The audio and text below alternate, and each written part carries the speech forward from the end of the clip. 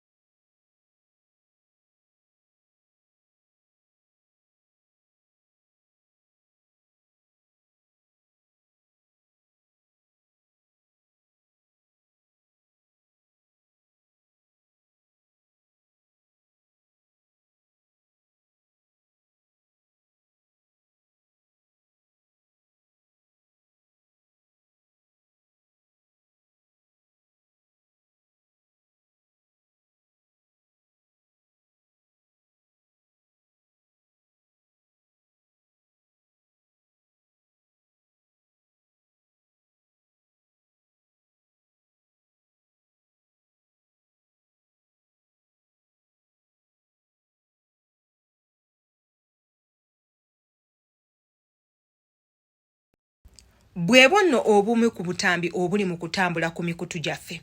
Era nga Bannayuganda balabibbwako bangi nga bawoggana, bannange nga boogera, nga baleruka n'ebigambo. Abamu beevumye, abalala balyoko bakaayana nga balowooza nti munnange obutambi buno bwandibanga butuufu. Era nga gye bali bangi bagamba era Shiba awangudde omusajja amaze n'amugjayo eri, era finally bannange Kongzi, bannange Queen Ida Queen, simanya bino, simanya maama bino, maama Sunshine, maama biki, mwebale mwenna tubeebaza. Era kimpulikisiza bulungi nti abakyala muyize okusiima bakyala bannammwe. Ffenna ng'abakazi ekyo kye tunoonya bufumbo. Era bangi abasanyuka nga tubufunye, bangi abasanyuka nga tetubufunye, bangi abanyiiga nga tubufunye, bangi ababeera n'essanyu nga tobufunye. Era w'oba osanyuse nga Shiba abufunye, ekyo kirungi, kiba kizzaamu amaanyi. Vidiyo ezo ezitambula yali vidiyo nga Shiba ali mu gishootinga ey'oluyimba lwe. Era nsuubira oluyimba olwo buli omu yalulaba kubanga si lwa mwaka guno. Oluyimba olwo si lwa mwaka guno.